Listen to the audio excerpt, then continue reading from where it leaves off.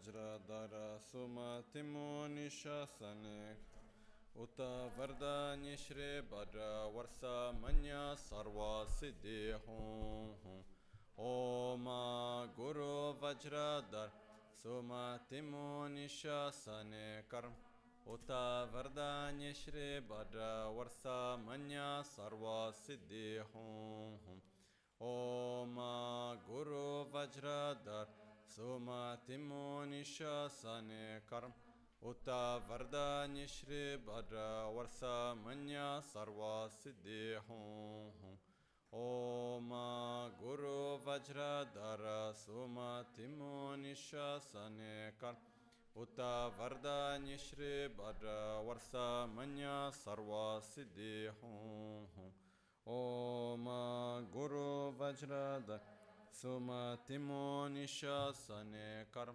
Uta Vardanya Shri Bhadra Varsa Manya Sarva Siddhi Hum Oma Guru Vajradara Suma Timo Nishasane Vardanya Shri Bhadra Varsa Manya Sarva Siddhi Hum Oma Guru Vajradara Suma Timo Nishasane Karm Uta Vardanya Shri Bhadra Varsa Manya Sarva Siddhi Hum Oma Guru Vajradara Suma Timo Nishasane Karm Uta Vardanya Shri Bhadra Varsa Manya Sarva Siddhi Hum Oma Guru Vajradara Suma Timo Nishasane Karm Uta Vardanya Shri Bhadra Varsa Manya Sarva Siddhi Hum Oma Guru Vajradara Suma Timo Nishasane Karm Uta Vardanya Shri Bhadra Varsa Manya Sarva Siddhi Hum Oma Guru Vajradara Suma Timo Nishasane Uta Vardanya Shri Bhadra Varsa Manya Sarva Siddhi Hum Oma Guru Vajradara Suma Timo Nishasane Karm Uta Vardanya Shri Bhadra Varsa Manya Sarva Siddhi Hum Oma Guru Vajradara Suma Timo Nishasane Uta Vardanya Shri Bhadra Varsa Manya Sarva Siddhi Hum Oma Guru Vajradara Suma Timo Nishasane Uta Vardanya Shri Bhadra Varsa Manya Sarva Siddhi Hum Oma Guru Vajradara Suma Timo Nishasane Uta Vardanya Shri Bhadra Varsa Manya Sarva Siddhi Hum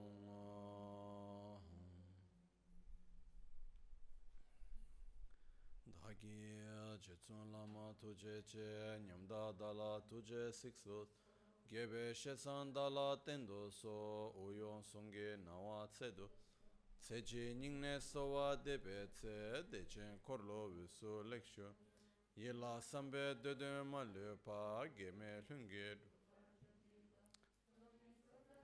Shakbe Tse Dunge Namke Yin So Lekshu Lapchen Tsonyi Yonso Tsopa Dan Chera Nyedun Chanwara Jingel Jancho Bhargi Ninsen Tukun Tu Nyu Peme Siodro Lekshun Jancho Drube Gegen Kunshi Shi Tungen Dela Drubra Jingil Dagi Lona Chola Chopa Dan Chemi Samjur Ngemba Shiwa Chodan Tumbe Dödön Malupa Beme Lunge Drubra Jingil Dorna Tengne Tsera Tamche Dan Techi Pardone Kav Tamche Rese Kyamne Lama Kele Me Tukche Chingi Dala Siksus Gongyab Drewe Nyamda Dachala Jetsun Lame Tuche Rabgone Kodan Sungi Nawa Drame Tu Nyamsu Nyongwe Kesan Tobrashu Kewa Kundu Yanda Lama Dan Dremet Sadan lamgi yönde rabza. Dorje change kopa nyurto vesh. Pakyuke kudan dagi lo. Pakyuke sundan dagi nga. Pakyuke tukdan dagi. Ten yerme çıktı çingelo. Makyuke kudan dagi lo. Makyuke sundan dagi nga.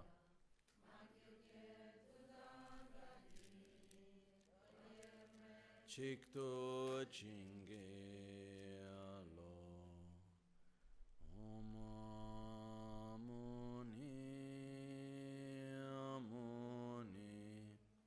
Mahamuni Shakyamuni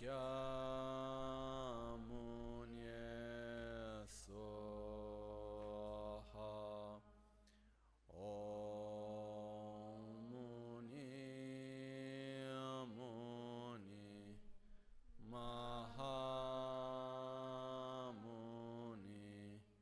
Shakyamuni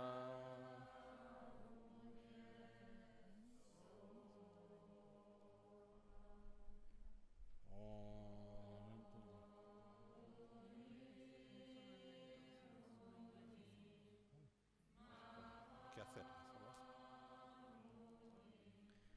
Shakyamuni Swaha Om Muni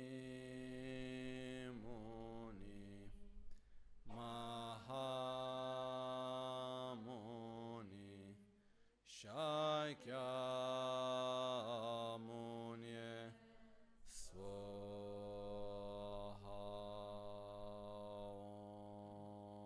Om Muni Hamuni Shakyamuni Swaha.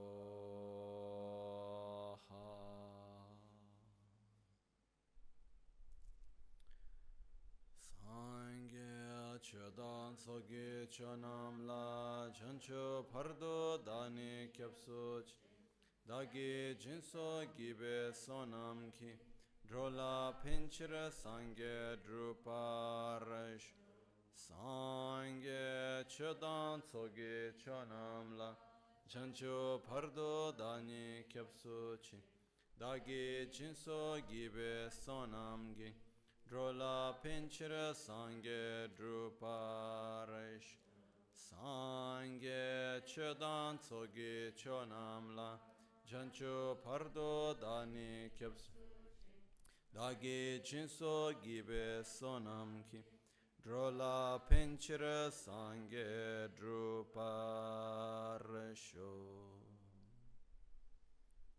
In the Buddha, Dharma and Sangha, I take refuge unto enlightenment.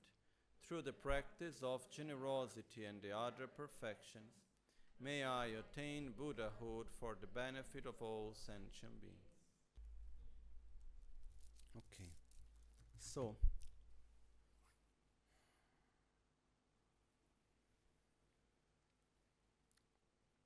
let's imagine we have something that we put it on balance. Okay? So we have a center, and then we have an object, and it's perfectly balanced. Okay. In our life, I believe that from what I see, we have mainly 3 points. On one side, we have what we may call that is our environment. So if we are in balance in our life or not, the environment in which we are, which is not only the place or the weather, but it's also the people and the context and the situations and everything around, it has a big influence in our life, right? We cannot say that we are not influenced by the environment and the other people and what the situations we go through. Actually, it's just one small situation change, our balance already, we lose it quite fast. On the other side of the scale, let's say, what we have is our own body. And our body actually influences our life very, very much. You know?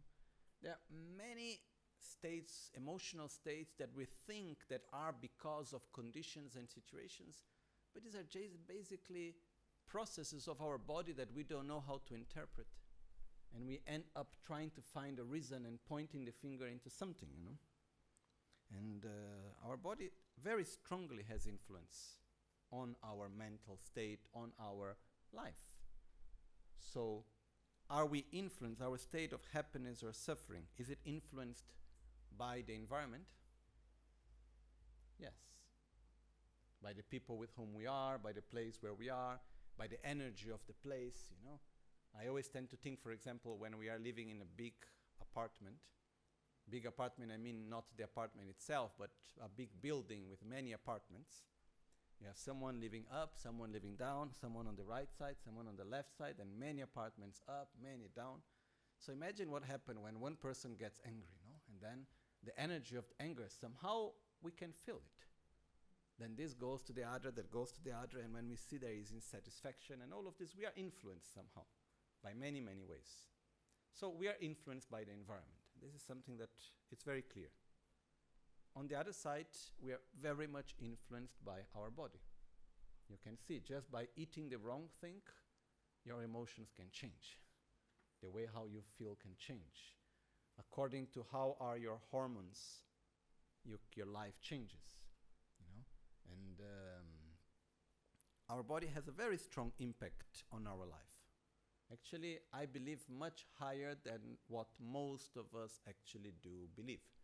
Because most of the times when we experience well-being or suffering that is connected to the imbalance of the body, instead of recognizing that it's coming from an imbalance of the body, we tend to project into the environment and see that something is wrong, instead of simply understanding, acknowledging that there is an issue with our own body that we need to take care. You know, it's like sometimes we are more sensitive, sometimes we are less sensitive. And this is not only an issue of woman and menstrual cycle, this is something to do with everyone. We all are influenced by the different aspects of our body. Okay? So first of all, we want to be well, we want to be happy, that's what we all want. And to do that, we need balance in our life. So environment is influential, and our body, it's also influential. But when we put this metaphor, there is a center, and this center is our mind. Because we can have the best environment with a healthy, balanced body, but if the mind is unhealthy, then we are living in hell. We can go through extreme suffering, even though the environment is beautiful, there are nice and kind people loving us, everything is okay, we don't miss anything, and then on the other side we have a healthy body and everything is okay somehow, mostly fine. But if the mind is unstable, it's unhealthy, then we cannot be well. On the other side, if the environment is not good, and the body is unhealthy, even though it's very difficult, it's still possible to have a healthy mind, which will bring a state of more harmony and well-being. There are many stories that we can go through, but this would make things very long, of people that they had unhealthy body, difficult environment, but still they were in peace and they were well and they were happy. One of the examples for me has always been Rinpoche, Lama Michel. I have seen him in many conditions where his body was not well, where the environment was not easy, and there he was smiling. You know? And if you ask, do you have pain? Yeah. You know? But he was always maintaining his peace because his mind was very healthy. Let's put in these words.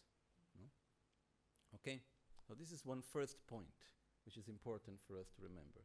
It's like if we have this object and suddenly there is a problem in the environment and it starts falling that way, if the mind is healthy and flexible, it moves and then it creates balance again.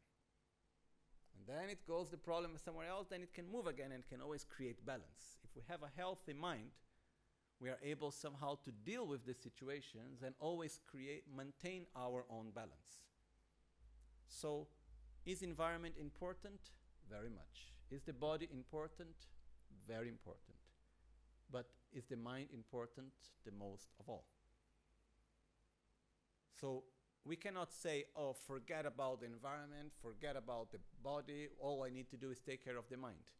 I'm sorry if I put in this word, most of us are not ready for that.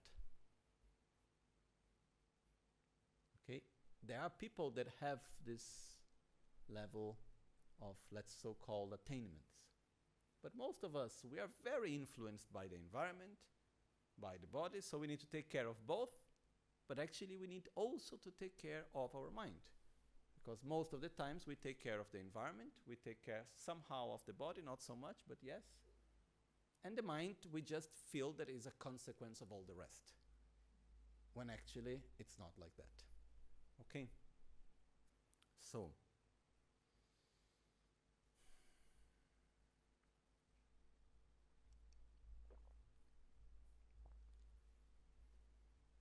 sure, the environment is very important. And we need to take care of it. We need to do as much as we can to make a good environment. But it's impossible to make our environment perfect. First of all, what is one of the main parts of the environment? People and sentient beings, generally speaking. You know, and we can put all the effort of the world, we will never be able to make people around us perfect, according to our expectations. Never, ever. You know, no one ever could, and I don't think anyone would ever be able to do it. So we cannot make the environment perfect around us. That's simply not possible. It doesn't matter how much effort we put, what situations we create, there will always be some difficulty here or there, something will be happening. We don't need to enter into details now why. There are some philosophical explanations of that regarding karma and other things, but that's not the moment for that. The fact is that we can put as much effort as we try, we cannot make the environment surrounding us perfect. Our body, Rinpoche used to say sometimes that our body, he said, I listened him saying a few times, he said, the body is the worst friend.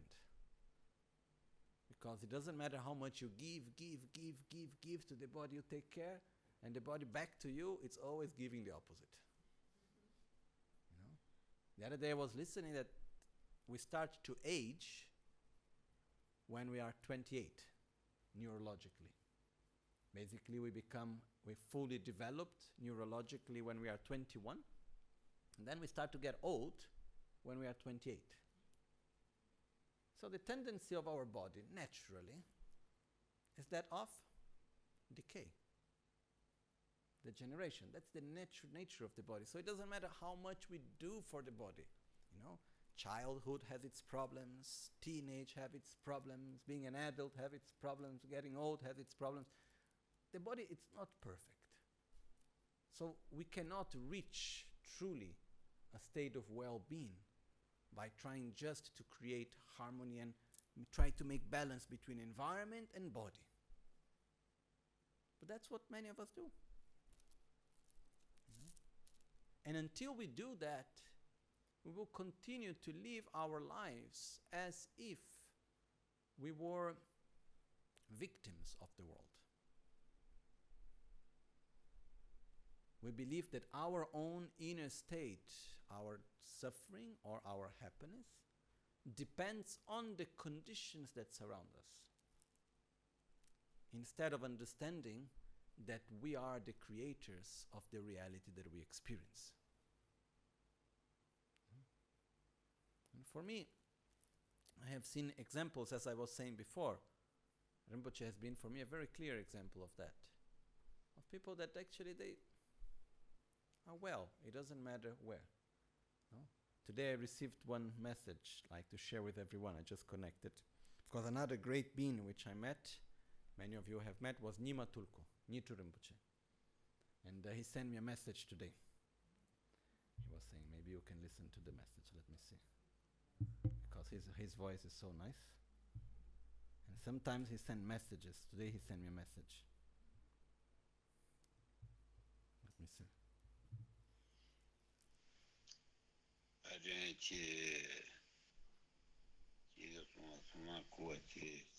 That's not the first message, right? Here. Anyhow, you don't understand, so it doesn't make much difference.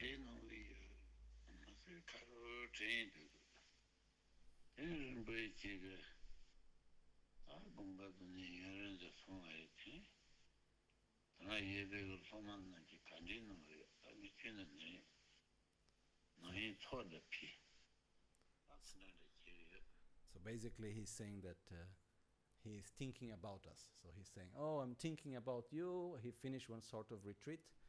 And then he said, oh, I have passed some time since we talked and since Rinpoche passed away.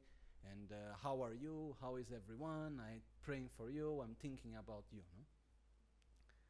But Nyima Tulku is another person, which is an example of someone that, is just, out of his own inner balance.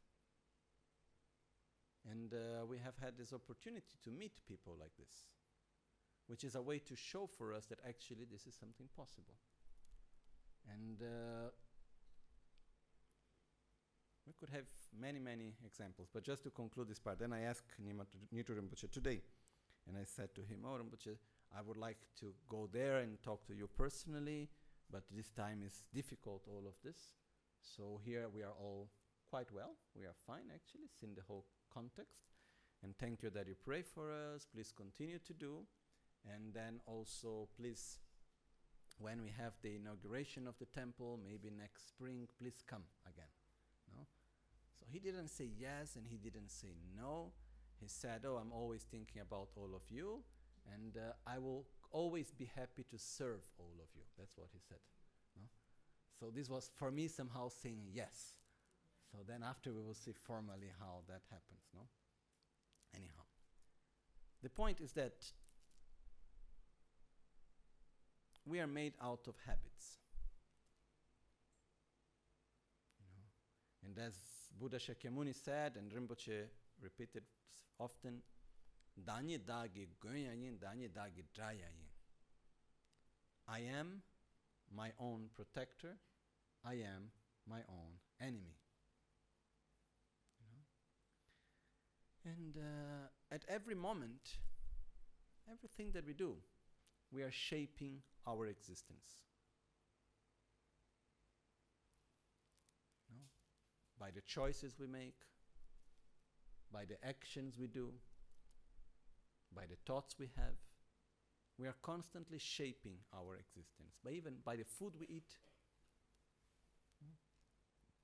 it's not something like, oh, we can change our life, like you can, I can make a course, you can change your life.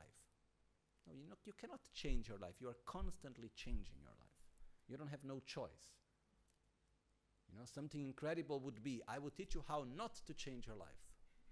How possible? That's impossible, actually. We are constantly in movement. We are constantly changing ourselves. The main question is, how do I do to change myself with awareness in the direction that I put for myself? Because most of us, we are constantly just in a process of transformation without any awareness. Basically, we react to situations, to places, we look for pleasure, we try to avoid suffering, and like this, we go walking, we try constantly to satisfy our own self-gratification in many ways. And that's how we move on. But we are mostly influenced by two forces: the past and the present. When we make our choices in the present, what I feel and what I do, mostly I'm doing this because that have happened. You have said this, so I say this. You have done that, so I do this. This have happened, so I do this. So very, very often what we do in the present, the force that guides us is our past or our immediate reactions of the present. Okay, I'm not feeling good. I look for something to make me feel good. I'm feeling I enjoy drinking the water, how I can get more water or whatever. So very often the two main forces that guides us in our life is our past and the present. When actually, in order to be able to transform ourselves in a conscious way, the main force that should guide our life is the future. Okay? And then we will go to that. The past is gone. The present, it's how we relate to it. But the main force that should guide every action we do is actually the future. Why I do this like this is not because of the past, it's because of the future. And this is something that it's very important for us somehow to understand and apply in our lives. Okay? So, Rinpoche always liked saying so in the beginning, because ngal so. So means to regenerate, no? In Tibetan. Anyhow, so. One thing I added in Italian is that one of the ways of seeing, no, it's one of the, how do you say, one of the marks, one of the signs, if a person is a mature person or is an infantile person, is if the person is victimizing himself or herself, is infantile. Could you ever imagine Rinpoche saying, oh, I am like this because he did that and that thing happened because many years ago, when I was in my homeland and then I needed to go away from Tibet in 63 and I went through this and it was too hot in India and now I have my headache and this and that. Could you ever imagine? It's impossible, in all these many years, 30 years, whatever, near to Rinpoche, I never listened, not even one time, victimizing himself or complaining about someone in this way. That's a sign of a mature person. So here, just to think, do I want to be infantile or mature? Which example I want to follow? That's on our hand. So, the question is, how can I be guided from the future instead that from the past and the present? Because are we influenced by the past? Are we conditioned by the past? Very much. The past and the present are the resources that we have. Okay? It's like if I ask you how much money you have.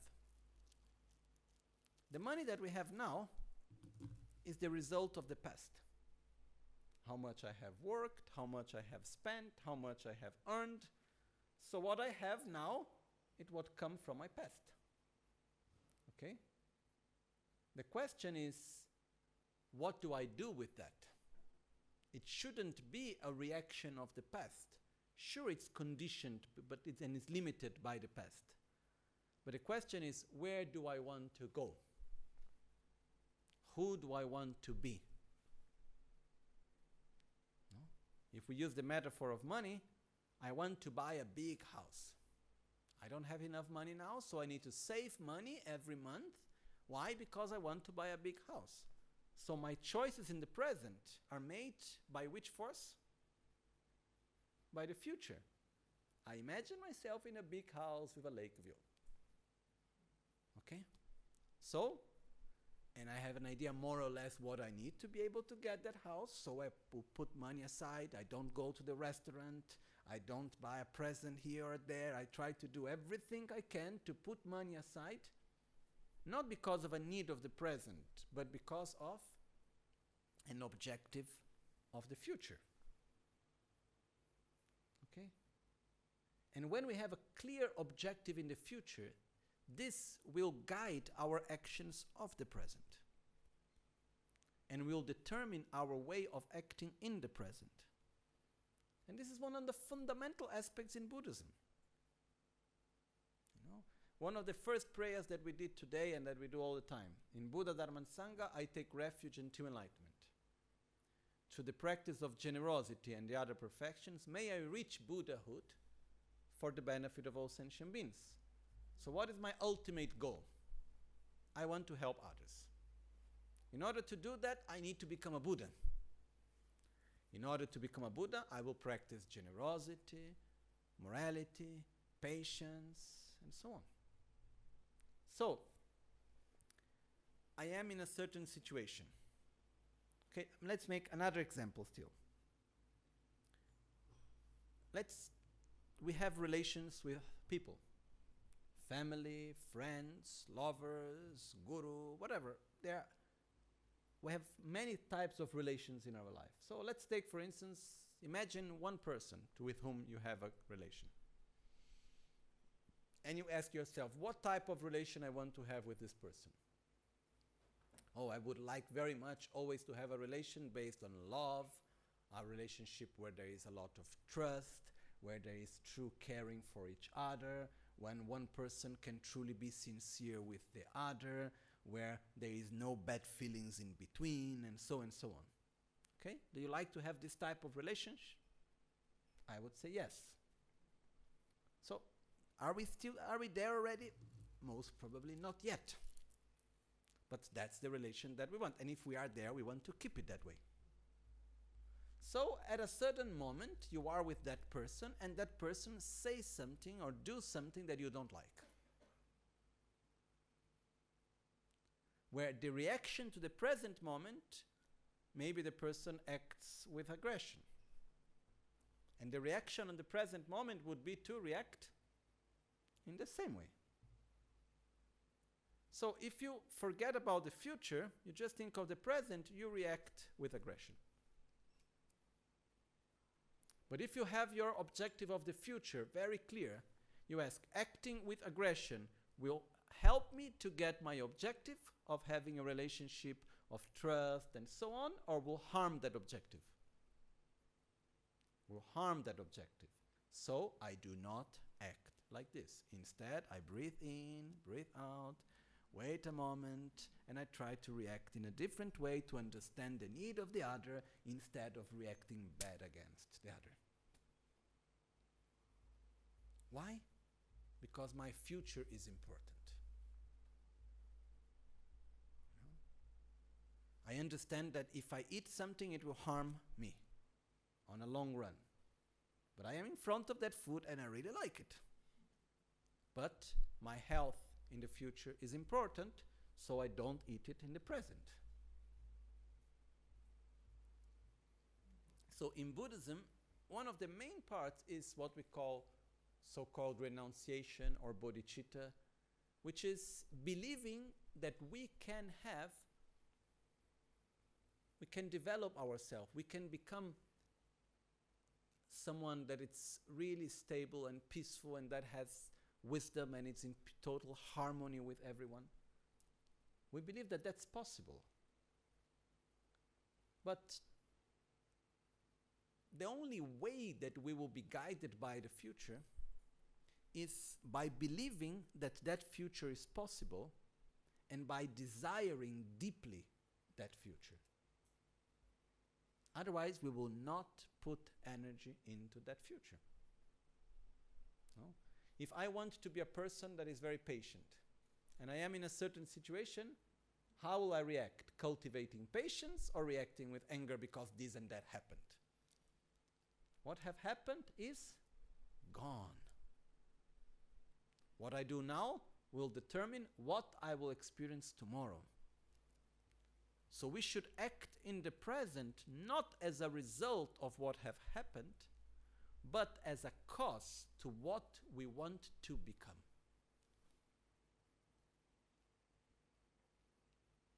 Is it clear? Okay? It's not so easy in a practical level, but it's not even impossible, okay? But we need to bring that to us again and again. Okay? I act in the present not based on as a result of what I am, but I should act in the present as based on what I want to become. This is what makes the whole difference. Because when I have a clear direction and I act in accordance, I will gradually create the causes to become. I will transform myself gradually into that direction. I will give a direction to my life. And this will bring me there. And then there are different methods that we can apply into that process. But we need to remember that it's a process that is gradual. It's not something immediate. But first thing, it's fundamental. Make clear what I want. What is the future that I imagine for myself. And that I believe that is possible. And I really want it so much. Then I will allow it to guide myself in the present. Otherwise not.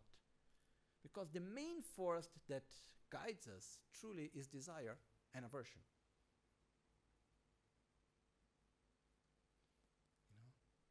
Does a Buddha have attraction? Does a Buddha have aversion? I would say yes.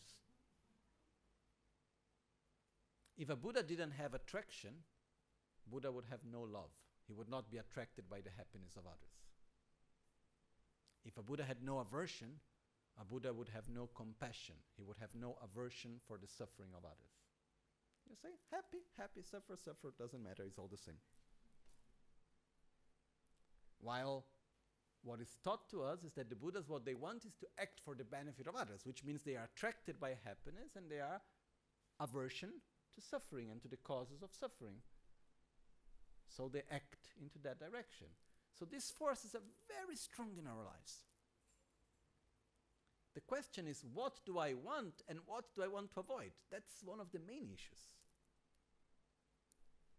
But we need to start by understanding, by believing, so that we can develop this strong desire, this passion for our future.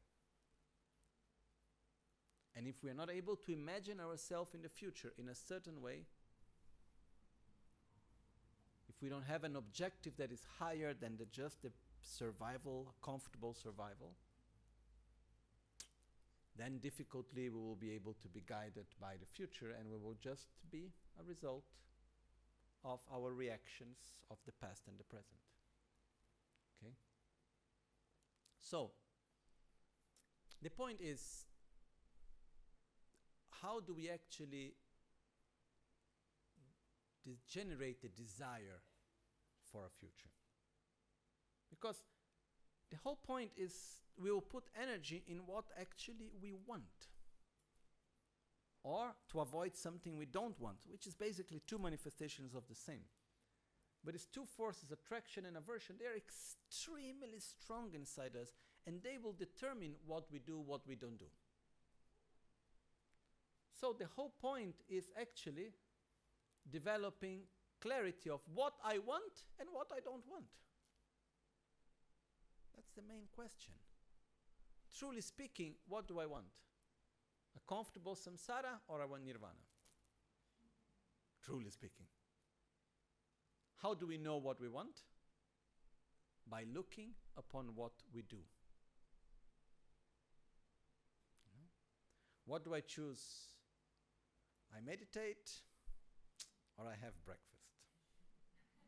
I am hungry. What is more important? To take away my hunger and have a comfortable, nice morning because I really like my tea? Or to cultivate merits and familiarize my mind with bodhicitta to reach enlightenment? That can come later. It's a long path. You know? I'm sorry. But the question is, what do I really want? Like the 6th Dalai Lama said. If I desired enlightenment as much as desire woman, I would have already been enlightened. Because when we have passion for something, we make it happen. We put our energy into it, or not. When we have true passion for something, we want it so much, we will put our energy into it. And one of the greatest problems that I see in our modern times is that we lost passion for the future. We are satisfied with a comfortable present. That's all. You know? Like somehow if we make little change, the Romans used to say, if you have bread and circus, then people are happy. Just give them bread and circus, no? Nowadays we have pizza and Netflix, you know? Which is also, it's even worse than in the past, because nowadays you give pizza and Netflix, and by that you give junk food, and you make people eat badly, so you can sell the medicine, and the whole machine comes on. Anyhow, that's another subject. The point is that, what do I want truly? Okay. Are we able, just by our own strength, to choose what we want? No. We are very influenced. Why does advertisement work? Because I show you that picture 1 time, 2 times, 3 times, 10 times. I want. It's good. You know? Our mind works on connections and making connections, basically. Like one time I remember, I was still a kid, but I got shocked by the manipulation that was behind this advertisement. I was in Brazil, and I saw this long advertisement only showing very beautiful images of nature. Really beautiful images of forest and birds flying and waterfalls, very beautiful, with a nice music behind. And then in the end of the advertisement just came the logo with the written Shell. You know? Then next time you go and you see Shell, what's the connection that the mind makes? Environment. Nature being taken care, so beautiful. You know? So, this is one part. We are influenced. We are not able truly to desire something if we're not influenced to desire it. That's why we have Lamrim teachings. That's why we meet gurus. That's why we have images of Buddha. This is advertisement somehow. He's saying to us, look, this is what you can become. You know, we would say that our guru is like our, how do you say in modern terms, you have the testimonials, no? Like people that they show that they this is it. We shouldn't put the guru, like Rinpoche, as some sort of God that is unreachable. You know, the reason why Rinpoche come in this body, you know, I truly believe Rinpoche had no need to manifest himself in a gross body. The reason is why? To show to us that we can be like that, to make an example. And try to help us to develop that desire. When we look at all these images, all the Mahasiddhas, they're not gods to whom we should pray, oh Mahasiddha Darikapa, oh Mahasiddha Virupa, please do this to me, please I need that. They are there to show us what we can do, the potential that we have, so that we develop this strong passion and desire for enlightenment. Because we will only desire something when we know it is possible. So, if we would need to make a publicity, an advertisement of Buddhism, I would make it more or less like this. No? At least I think this is the one that would catch me. Imagine yourself, the life that you have, your family, the same people. Imagine your job, no change. No, imagine the environment, the conditions, the financial situation, your health. But allow yourself for a moment to imagine that you experience your life with harmony. That you experience your life without ever being in conflict with others. That you do not project an idealized reality and you don't get upset when it doesn't correspond with your own projections and expectations. Imagine that you are able to see the interdependence on everything. And by that you are in harmony with everyone and with everything. Imagine that you can feel love and connection to everyone that you meet and everyone that you see. And you are overwhelmed by peace and bliss. You have infinite inner space. There are no worries, there is no sadness. Do we want it? You know? You can get it, but you cannot buy it with money. You need to buy it with meditation. You need to get it with correct behavior. We need to act in accordance to get there. I want to be satisfied, so let's not cultivate insatisfaction. And so on. That's what the Dharma is about. It's cultivating our qualities to become a Buddha. Why? Because truly we want to help others.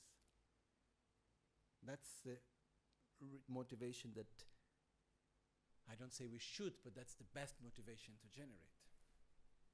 But now it's too late to go into this whole thing. Maybe these next days we can continue. But we must first develop this desire. So these days that we are making the meditation on Guru Yoga, when we allow ourselves just to sit down and to experience the state of Guru Buddha. It's interesting because some people, when they imagine that they become inseparable with Buddha, with Guru Buddha, they feel like they pollute Guru Buddha. Somehow, I over my mind with Guru Buddha, then Guru Buddha becomes impure. Because we mix the two together. But it's the other way around. We are overwhelmed by the greatness. Basically, because if there is love, anger cannot continue to be there. If there is satisfaction, insatisfaction cannot continue to be there. And so on. So when we mixed with Guru Buddha, his great qualities overwhelm ours. And we allow ourselves to go a little bit away, to go beyond our ordinary appearance, and we allow ourselves to experience that state. To imagine what would be if I was a Buddha now. Imagine yourself there. It's like if you look at the advertisement of a beautiful car and you imagine yourself driving it. Or you see a clothes that you like and you imagine yourself dressing that clothes and going to the party or whatever. Allow yourself to imagine yourself in that state and to experience it through imagination. I am Guru Buddha. And how do I know what is a Buddha? Through my own Guru. He's showing me his qualities, his stability, his joy, and everything as Rinpoche showed us so clear. So when we allow ourselves just to mix together and to be that, this is showing us the direction that we should go, and that actually it is possible. Then when we get out of the meditation, okay, now I need to practice perfection of generosity, patience, and everything to become like that. But that's what I want. I want to be always like that. If we're able to develop this passion, the rest will come quite spontaneously. But it's very, very important for us to develop this passion first of all. And by that to be guided by the future and to have to hold the reins of our life in our own hands and to give the direction in this way. Okay. So this is mostly what I wanted to share today. Maybe in the next days we can have other occasions. Maybe to share more about also how to do the process on a very practical level, because time passes and we need to do something about it. We cannot let our life just go by. Okay? But please focus well on the meditation, on the part of one's mind being inseparable of the mind of Guru Buddha.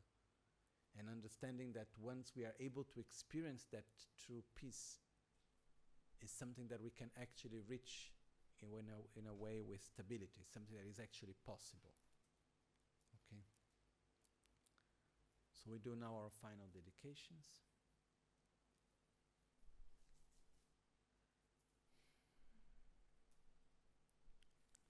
Jetsun lame kutse rapten chi namkar tinle chochur gepadang losan tempe dreme sasum ki drove munsel takto negyur chi. We do the swift return prayer briefly.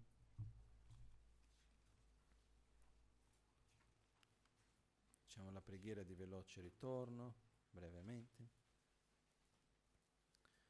Dechen gyabo lama heru kaya, dechen tarba chege shayene, dechen tapshe ngete nimbe chen, dechen yabyon sungge da kyonzo, losan tembe ninche sipe mi, tupten de gyo zime kyon yampor, Trinle drove mari mimpa chun, shimben le dre yarpe ngumbrato, gongyo pawo pamu tsonam gi, meto dudan rolmo yerkedre, kala chepe tsugi shikshintu, dacha dungwe suldebe yutsamgom, shiwe kui drowa zumgi su, shiwe sungi chedra nawarajib, shiwe tuni shimbe jamse shi, Shide semba chimbo nyurjun sho, tupten dutsi nimbu shimben chu, semche rarang kamda mungoru, dogu tsimze druban rinpoche,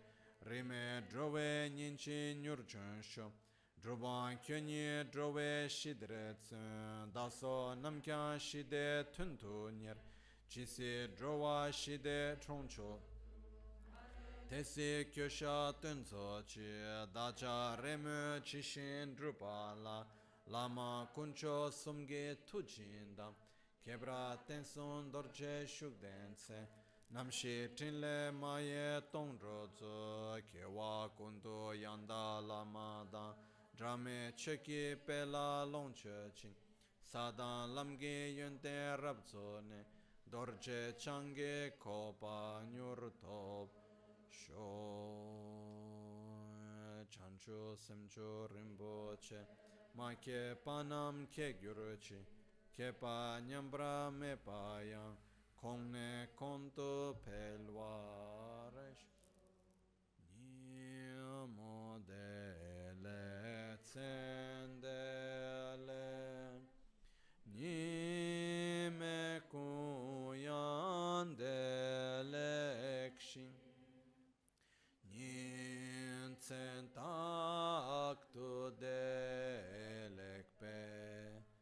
Koncho sum ki jingi lo Koncho sum ki ngo drubot sol Koncho sum ki trashi shon At dawn or dusk, at night or midday, may the three jewels grant us their blessings. May they help us to achieve all realizations and sprinkle the path of our lives with various signs of auspiciousness. This is one dedication Rinpoche taught me once. Sem Cho Sudro, Che Lam Tudro, Lam La Parce, Mio Marsho. May the mind become the Dharma. May the Dharma become the path. May the path be free from interferences.